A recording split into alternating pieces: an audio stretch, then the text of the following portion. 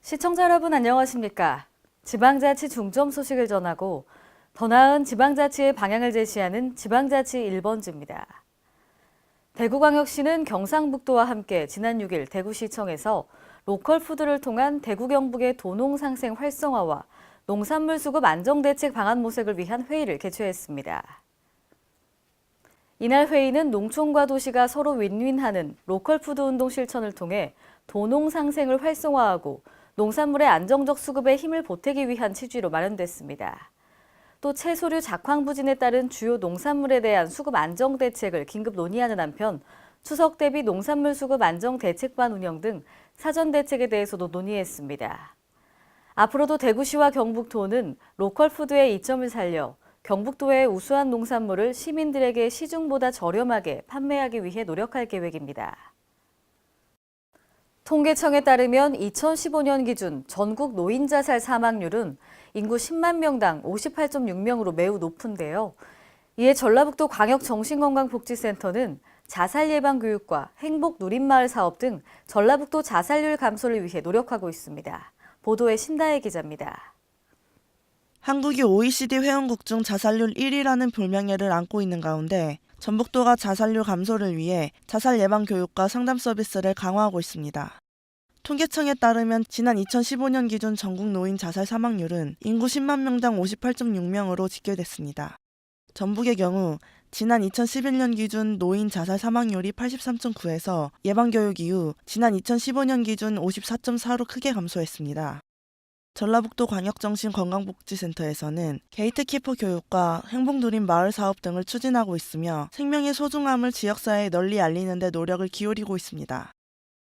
이와 같은 노력으로 전북도는 지난 2011년도 전국 자살 사망률 4위에 올랐으나 2015년도 기준 전국 10위로 하락했습니다. 저희가 24시간 한 달 내내 365일 전화를 할 수 있는 그러니까 생명사랑 위기 전화 1577-0199를 운영하고 있습니다. 그래서 언제든지 뭔가 힘들고 어려울 때 자살에 대한 생각 때문에 괴로울 때 항상 상담을 해드리고 있고요.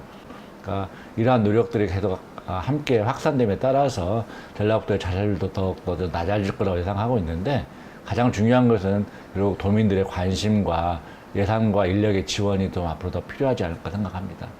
K랜 신다혜입니다. 경상남도는 중소형 조선소 회생 방안을 위한 대책 마련에 나섰는데요. 도는 지난 6일 도청에서 노동자 생존권 보장 조선산업 살리기 경남대책위원회와 중소형 조선소 회생 방안 마련 간담회를 가졌습니다. 이날 간담회는 도내 중형조선소 현장에 종사하는 노동계 대표들과 중형조선소 회생 방안, 조선 노동자에 대한 실질적 지원 방안 등을 논의하기 위해 마련됐습니다. 조선산업 살리기 경남대책위는 정부 차원의 중형 조선소 살리기 대책을 촉구했고 노동자에 대한 실질적 지원책 강화 등을 건의했습니다. 아울러 대책위는 지방정부 차원의 일자리 예산 및 중장기 고용관리기금 조성 등을 통해 노동자에게 실질적인 지원이 될 수 있는 방안을 마련해 줄 것을 호소했습니다. 지난 5일부터 서울시 주최로 이틀간 열렸던 좋은 일자리 도시 국제포럼이 6일 폐막했는데요. 폐막식에서 좋은 일자리 창출과 저임금 노동자 적정임금 보장 등의 내용을 담은 서울선언이 채택됐습니다. 이날 폐막식에서 세계 각국 포럼 참가자 8명의 대표들이 나와 8개 항목으로 구성된 서울선언을 각각 낭독했습니다. 이 자리에서 박원순 시장은 좋은 일자리 도시 네트워크 제안자인 서울시는 포럼에서 논의된 과제들과 서울선언이 시민사회에 널리 공유되고 확산될 수 있도록 부단하게 노력한다고 약속했습니다. 이날 채택된 서울선언은 도시 차원의 좋은 일자리 전략 마련과 양질의 일자리 창출 노력, 좋은 일자리 도시 네트워크 추진 등을 담고 있습니다. 한편 지난 5일부터 시작한 서울시 좋은 일자리 도시 국제포럼에서는 좋은 일자리와 도시 고용, 도시 사회적 보호와 일터의 권리 등의 세션으로 진행됐습니다.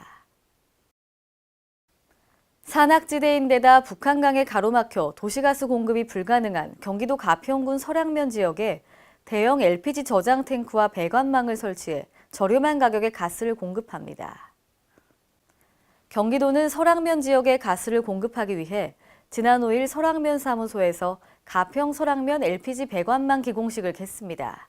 이 사업은 160억 원을 들여 지하 배관망 21.4km를 연결하고 LPG 저장 탱크 7기를 건설해 모두 7개 마을 1,081가구에 가스 공급 환경을 구축하는 사업입니다.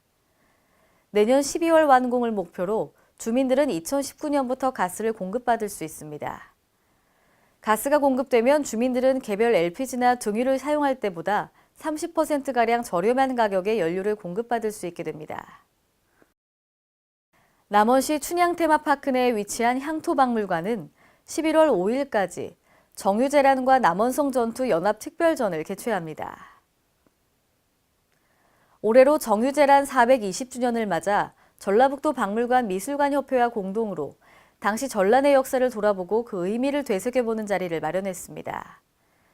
이번 전시회의 주제는 정유재란기 남원성 전투로 보는 호남이라는 주제로 타 박물관에 소장하고 있는 남원성 전투 관련 귀중한 유물을 중심으로 100여 점의 자료를 전시합니다. 주요 전시물로는 천저총통과 남원성 지표조사 출토 자료 등 다양한 자료들이 전시됐습니다.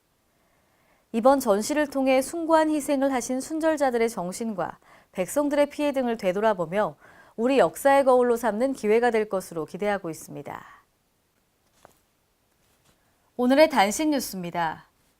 추석을 앞두고 정부는 국민들이 안심하고 식품을 구매할 수 있도록 추석 성수식품의 위생관리 실태와 원산지 표시 위반 행위를 집중 점검합니다. 점검 대상은 식품을 제조, 가공하는 업체와 대형마트 등 소비자들이 많이 이용하는 판매업체 총 2만 3천여 곳입니다. 주요 점검 내용은 무허가 제조, 판매, 유통기한 경과 제품 유통 등 명절 성수 시기에 일어날 수 있는 불법 행위 등입니다.